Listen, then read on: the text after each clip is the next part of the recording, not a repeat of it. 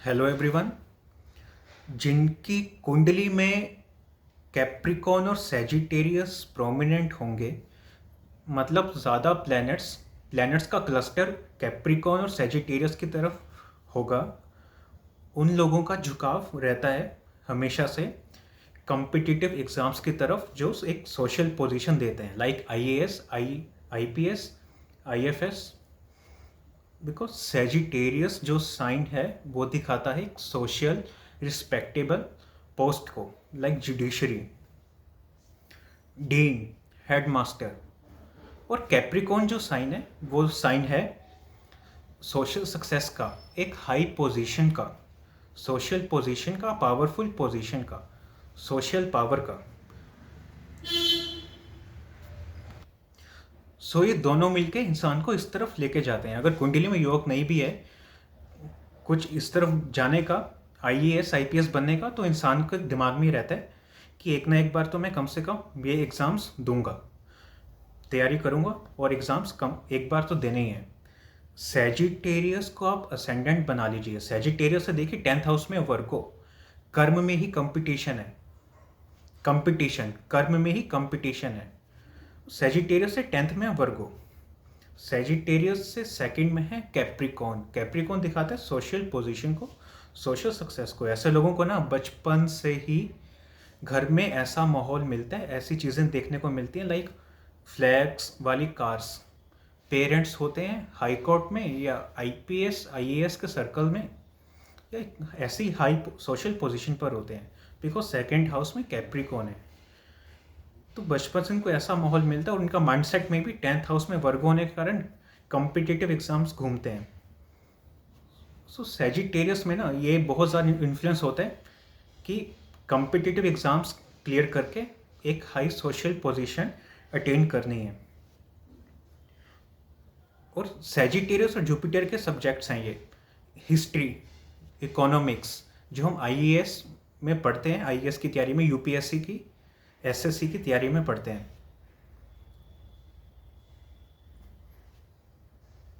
Capricorn ना पृथ्वी तत्व का साइन है। पृथ्वी तत्व और अग्नि तत्व मिलकर ना इंसान को बहुत ज़्यादा प्रैक्टिकल सोच देते हैं, बहुत प्रैक्टिकल सोच देते हैं, वर्कोहोलिक और लेबोरियस बनाते हैं और बहुत ज़्यादा एम्बिशियस बनाते हैं। तो ऐसे लोगों को होता है कि एक हाई सोशल पोजीशन कम से कम मेंटेन तो करनी ही है,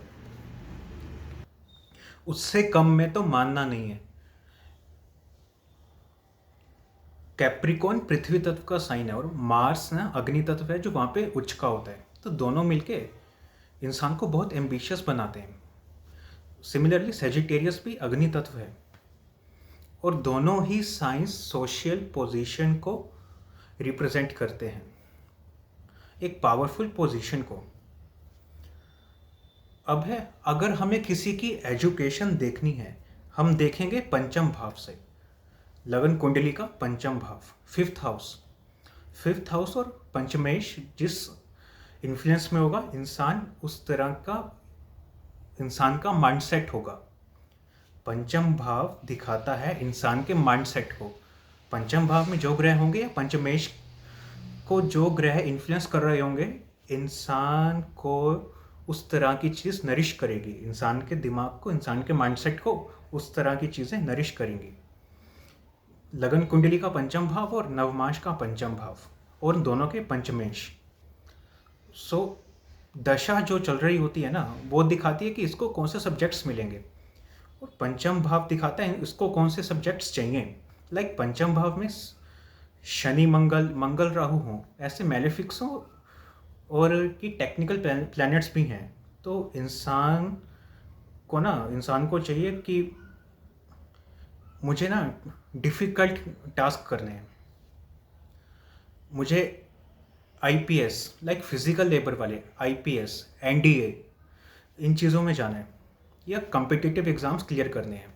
अगर पंचम भाव में हो जुपिटर, मर्क्यूरी, वीनस जैसे प्लैनेट्स, लाइक पंचमेश जुपिटर है, पंचम भाव में बैठ गया जुपिटर अपनी राशि में और साथ में वीनस या मर्करी आ गया। वैसे में इंसान कहेगा मुझे ना ऐसी एजुकेशन चाहिए कि मैं सोफे पर लेटकर सारा दिन किताबें पढूं। तो पंचम भाव दिखाते हैं इंसान के माइंडसेट को और किस तरह की उसकी रिक्वायरमेंट है उसके दिमाग को नरिश करने के लिए। अब फोर्थ हाउस का रोल बहुत इंपॉर्टेंट है। फोर्थ हाउस दिखाते हैं उसके इन्वायरमेंट को, कैसा इन्वायरमेंट उसको मिलेगा। पंचम भाव में मैलेफिक्स हो, फोर्थ हाउस में मैलेफिक्स हो, उसको चाहिए भी वही, उसको मिलेगा भी वही। पंचम भाव में बेनिफिक्स हो, उसको चाहिए बेनिफिक एनवायरनमेंट, और फोर्थ हाउस में आगे मैलेफिक्स। अब यहाँ पे हम कहते हैं कि इंसान की पढ़ाई कहीं ना कहीं खराब हो जाएगी।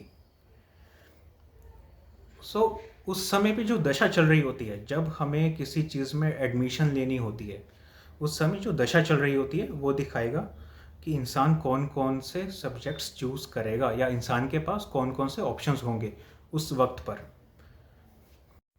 जैसे सन दिखाता है पॉलिटिकल साइंस को, पंचम भाव में सन का इन्फ्लुएंस हो, अच्छा इंसान पॉलिटिकल साइंस पढ़ना पसंद करेगा। और अगर सन की ही दशा चल रही हो, या दशा लॉर्ड से लिंक्ड हो सन मेजरली, तो दिखाएगा कि पॉलिटिकल साइंस को पढ़ने को भी मिलेगी। सन दिखाता है स्टैटिस्टिक्स को, लाइक CS कंपनी सेक्रेटरी, जो मैनेजमेंट में यूज़ करते हैं कंपनी की, लॉस एंड स्टैटिस्टिक्स। और सन दिखाता है मैथमेटिक्स को, जब मरकरी के साथ वो कंबाइन हो। Sun shows physics.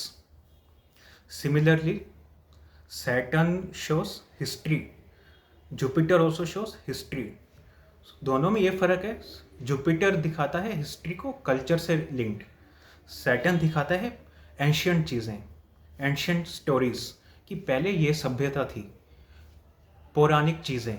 जुपिटर की हिस्ट्री होती है culture, art, dance, music, clothes, इनसे लिंक्ड।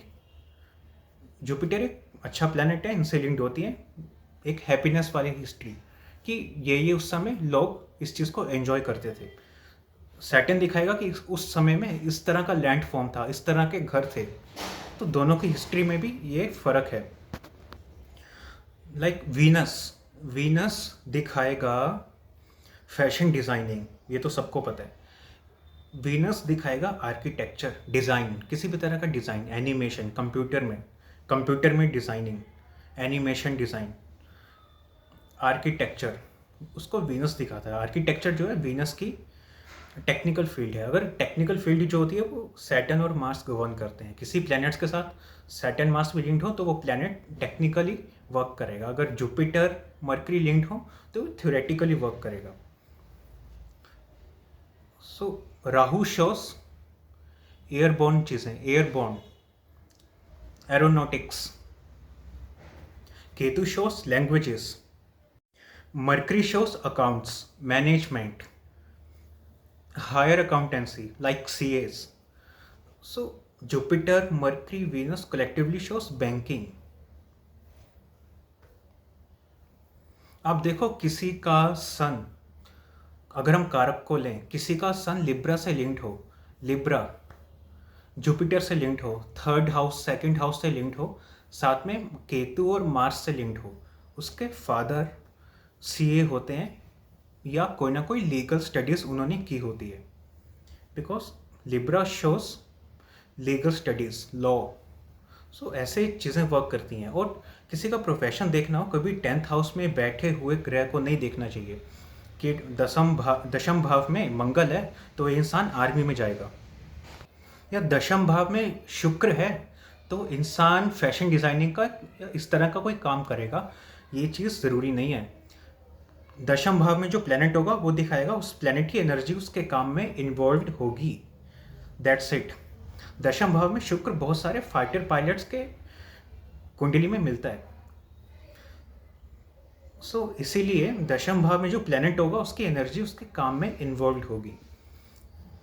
दशम भाव में शुक्र जो होगा वो दिखाता है एयरबॉर्न टेक्नोलॉजी को, क्योंकि वो टेक्नोलॉजी में बहुत पैसा लगता है, बहुत बड़े अमाउंट में मनी लगता है, इसलिए दशम भाव में शुक्र दिखाएगा एयरबोर्न टेक्नोलॉजी को, फाइटर पायलट्स या एरोनॉटिक्स में, एरोस्पेस में काम करने वाले लोगों को दशम भाव में आपको शुक्र मिलेगा।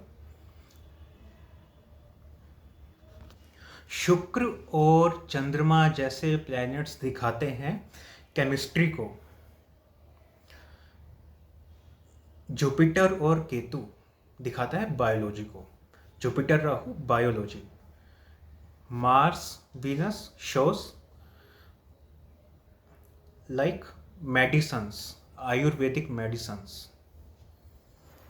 मार्स सैटर्न का कॉम्बिनेशन दिखाता है technical field, pure technical, mechanical engineering, law.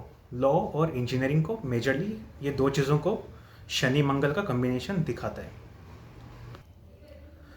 अब पंचम भाव की कंडीशंस दिखाते हैं इंसान को किस तरह का नरिशमेंट चाहिए। पंचम भाव में टेक्निकल और रफ प्लैनेट्स हों, शनि मंगल राहु जैसे, तो वो दिखाएंगे कि इंसान को ना बहुत हार्ड वर्क करना है, प्रैक्टिकल और फिजिकल वर्क ज़्यादा करना है। तो इसलिए हम उसके बाद देखते हैं सिक्स्थ हाउस को।